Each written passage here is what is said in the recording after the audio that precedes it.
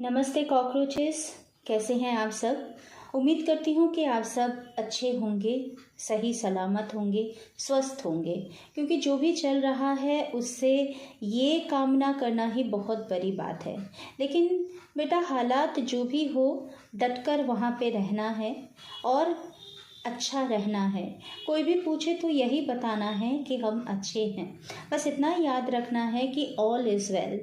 ठीक है, हम कर सकते हैं, हम करेंगे। मेरे लिए ये थोड़ा सा मुश्किल है वहाँ पे आना, हालांकि मैं आना चाहती हूँ, दिल से चाहती हूँ वहाँ पे आना, लेकिन कई सारी ऐसी चीज़ें हैं जो मुझे वहाँ पे आने से रोक रही है। लेकिन जब भी मैं सबको कंट्रोल कर पाऊँ, जो भी चीज़ें मेरे अभी सामने मेरी बैरियर होके खड़ी हुई हैं, तभी मैं वादा करती हूँ कि मैं ज़रूर वहाँ पे आऊँगी। और जब तक मैं नहीं आ सकती हूँ तब तक घर से ही जितना मुझसे हो सके मैं कोशिश करूँगी। तो इसी के चलते आज एक वीडियो लेके आई हूँ। आशा करूँगी सारे कॉकरोचों इसको थोड़ा सा देख लो, शायद थोड़ा सा नॉलेज आपको भी मिल जाए और आप भी जो हमारा मुद्दा है उसमें कुछ और आप ऐड कर सको। तो हम आज जो वीडियो लेके आए हैं, जो टॉपिक लेके आए हैं, वो है NEP 2020। अब इसका डायरेक्ट कनेक्शन अगर हम बोले तो किसी भी स्कूल सिलेबस या फिर कॉलेज सिलेबस के साथ तो है नहीं, लेकिन हाँ, अगर आप हायर एजुकेशन में पढ़ने जाओगे तो वहाँ पे, या फिर जॉब ओरिएंटेड कोई भी एग्ज़ाम देने जाओगे तो वहाँ पे ज़रूर इसका कनेक्शन आपको मिलेगा। लेकिन उसको छोड़ के मैं जिस लिए ये वीडियो बना रही हूँ वो है हमारे प्रेजेंट हालात, क्योंकि हमें सबको ये बताना है कि ये जो सब कुछ चल रहा है ना, ये जो लेबलिंग पॉलिसी चल रही है, मतलब बना कोई और रहा है और बस वहाँ पे एक लेबलिंग दिया जा रहा है मेड इन इंडिया का, जैसे मेड इन बीजेपी का। ठीक है, हमारी गवर्नमेंट कुछ ऐसा ही पॉलिसी कर रही है। देखो, हम गवर्नमेंट के अगेंस्ट या फिर कोई पार्टी के अगेंस्ट बात नहीं कर रहे हैं, हम बात कर रहे हैं सिस्टम के खिलाफ।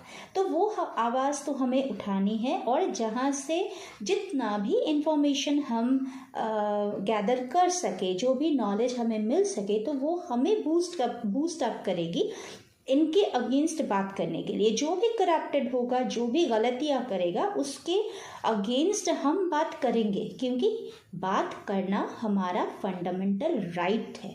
तो इसको कोई रोक नहीं सकता, कोई टोक नहीं सकता। हाँ, कोई सुनेगा नहीं, अनसुना करेगा तो वो उनकी बात है, पर सुना के तो हम रहेंगे बेटा।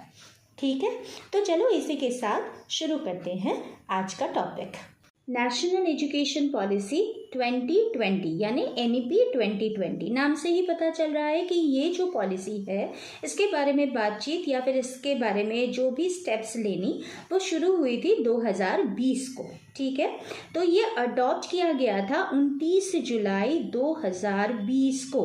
आई रिपीट, ये अडॉप्ट किया गया था 29 जुलाई 2020 को।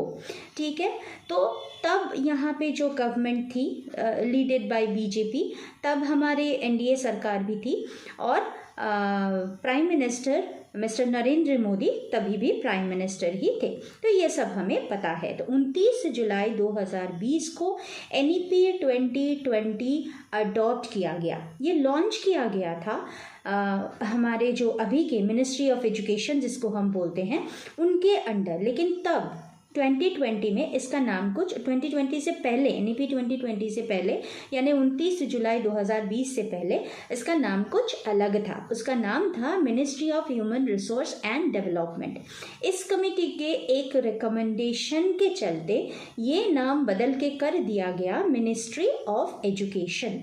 ठीक है, अब ये जो कमेटी बिठाई गई थी जो कि इस NEP 2020 यानी इस एजुकेशन पॉलिसी के बारे में जो भी रिकमेंडेशंस होगी, जो भी स्टेप्स होगी, जो भी बातें होंगी, जो करेंगे, तो वो कमेटी उनको जो इस कमेटी को जो लीड कर रहे थे वो है हमारे फॉर्मर ISRO चीफ, जिसका नाम है डॉक्टर K कस्तूरीरंगन। ठीक है, एक बार फिर से बोलती हूँ, जिनका नाम है डॉक्टर K कस्तूरीरंगन, जो कि ISRO के फॉर्मर चीफ है। ठीक है, और फिर यूनियन एजुकेशन मिनिस्टर इस समय में यूनियन एजुकेशन मिनिस्टर थे रमेश पोखरियाल। ठीक है। तो ये सब तो हमें पता है कि ये सब हमारे अभी के गवर्नमेंट के ही सब सदस्य हैं या फिर उनके अंडर, उनके लीडरशिप में ही NEP 2020 शुरू हुआ। हालांकि बहुत ही अच्छा एक पॉलिसी है, बोला जा रहा है जब तक ये इम्प्लीमेंट सही से नहीं होगा तब तक ये अच्छी पॉलिसी बताई नहीं जा सकती। लेकिन हाँ चलो, इसमें जो कुछ भी बोला गया है वो सही में बहुत ही मतलब कामयाबी भरी एक चीज़ है। अगर इसको अप्लाई किया जाए तो हाँ, स्टूडेंट्स की लाइफ थोड़ी सी बेहतर तो होगी ज़रूर। अब ये जो रिपोर्ट, जो भी education related, higher education, children related, women related, जो भी एजुकेशन के बारे में ये जो रिपोर्ट बनाया गया, इसको राज्यसभा में दाखिल किया गया दिसंबर 2025 को, दिसंबर 2025 को। और इस रिपोर्ट में एक चौंकाने वाली बात जो है, इस रिपोर्ट में बोला गया कि हायल जो है, हायल यानी Himalayan institute of alternatives Ladakh, ये जो इंस्टीट्यूशन है इसको बोला गया कि ये लाइव एग्जाम्पल है ऑफ NEP 2020, यानी ये सरकार जिस एजुकेशन पॉलिसी को इम्प्लीमेंट करने की कोशिश कर रही है, वास्तव में ये इम्प्लीमेंट करना पॉसिबल है या नहीं है, इसको लेके क्वेश्चंस थी। तो इसके चलते इस कमेटी ने रिकमेंडेशन दिया हायल का कि देखो ये ऑलरेडी अप्लाइड है, प्लीज़ नोट दैट, ये ऑलरेडी अप्लाइड है। 25 दिसंबर 2025 को जब ये कमेटी अपनी रिपोर्ट सबमिट कर रही थी, तब उन्होंने ये रिकमेंडेशन दिया कि हायल ये लाइव एग्जाम्पल है NEP 2020 का। अब आता है ट्विस्ट, ये हायल है क्या? ये हायल है हमारे प्यारे साइंटिस्ट मिस्टर सोनम वांगचुक जी की इंस्टीट्यूशन। उनका एक और इंस्टीट्यूशन है जिसका नाम है सेकमॉल। तो इसके बारे में हम जानेंगे और फिर देखेंगे असल में कौन है NEP 2020 के प्रवक्ता, किनके दिमाग से ये निकला था, ये आइडिया निकला था। और फिर लास्ट में बात करेंगे कुछ और। तो पहले जान लेते हैं कि सोनम वांगचुक जी की जो 2 इंस्टीट्यूशंस है उसके बारे में। एक मैंने बताया, एक है सेकमॉल और दूसरा है हायल, ठीक है। सेकमॉल जो कि है students education and cultural movement of Ladakh, जो कि बहुत पुरानी, अब ये कब हुआ था इसका ईयर भी आप जान लो, ये हुआ था 1988 में। सेकमॉल जो है ये हुआ था 1988 में और हायल जो है ये हुआ था 2017 में। ओके, तो दोनों ईयर हमें पता है। सेकमॉल हुआ था 1988 में और हायल हुआ था 2017 में।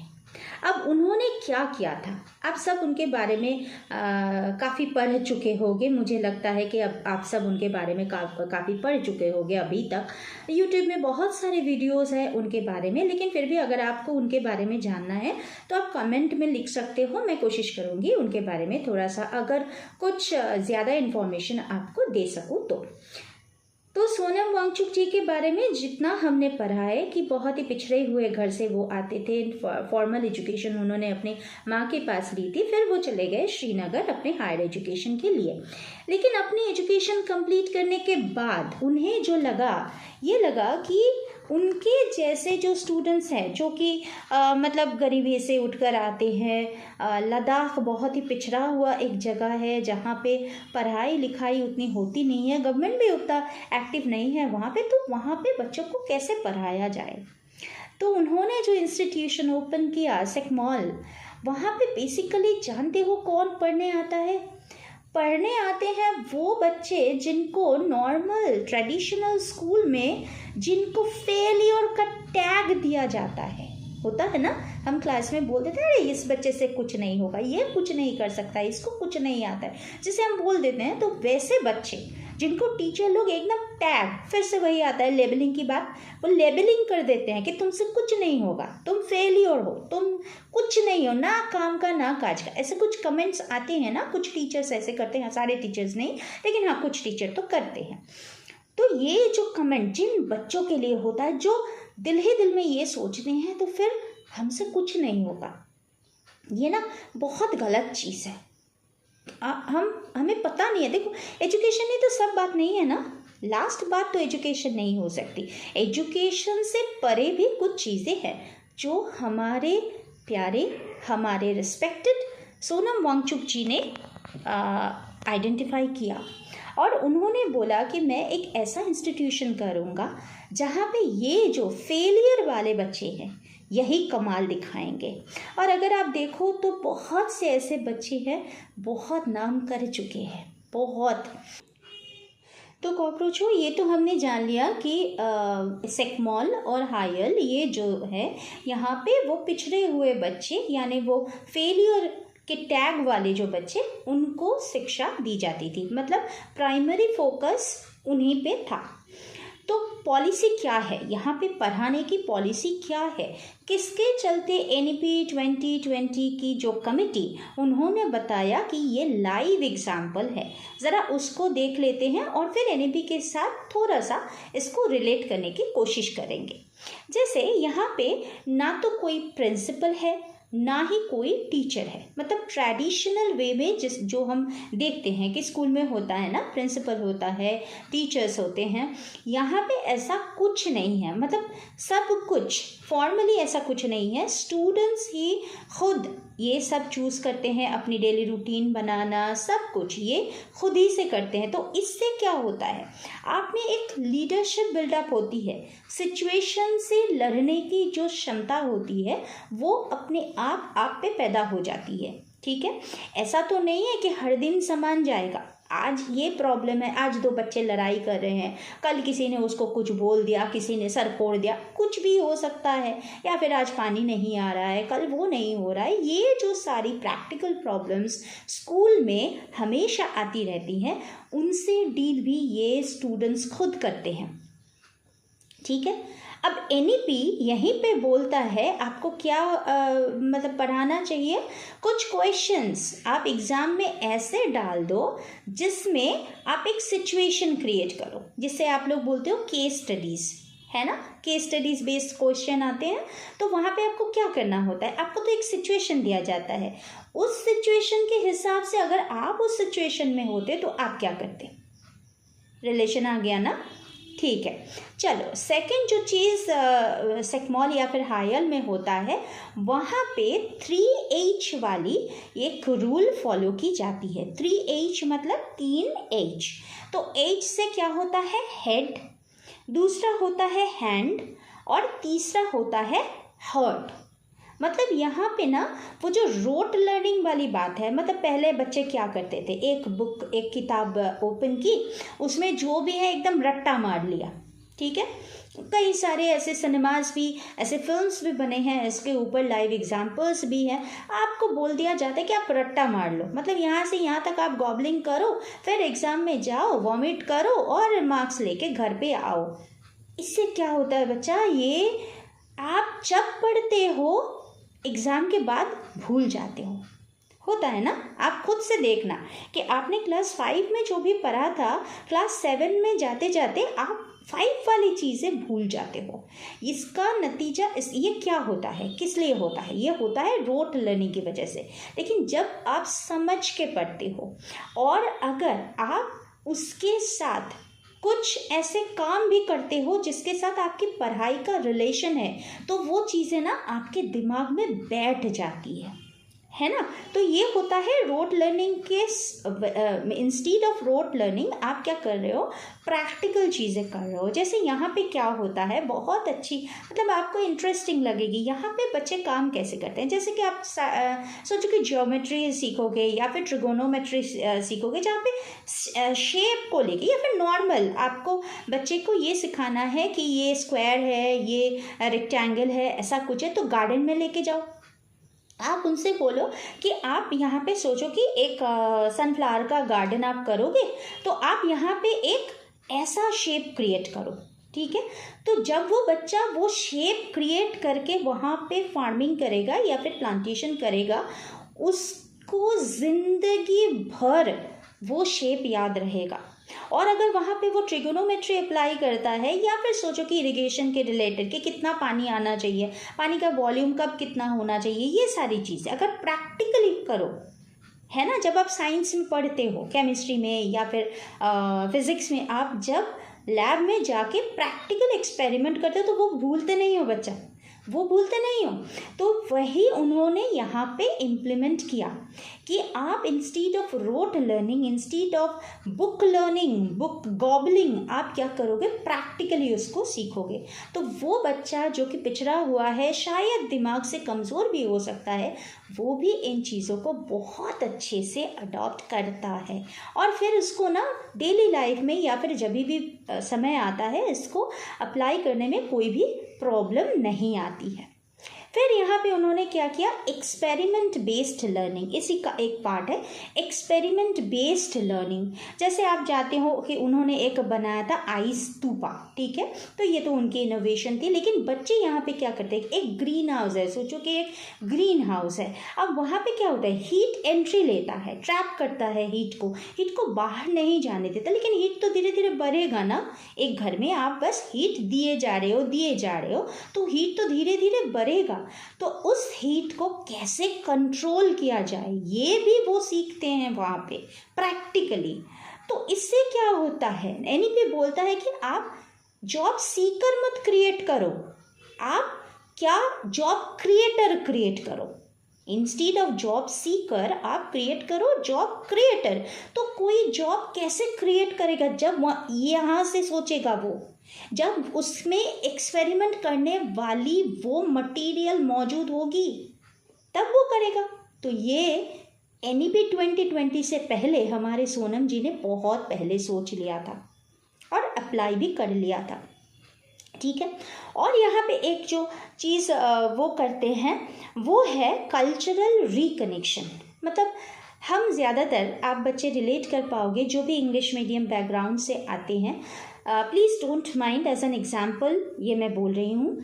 जो भी बच्चे इंग्लिश मीडियम में पढ़ते हैं वो सोचते हैं उनकी जो मदर टंग है, हिंदी हो सकती है, बंगाली हो सकती है, या फिर कोई भी लैंग्वेज हो सकती है, तो उसको ना वो थोड़ा साइड कर देते हैं।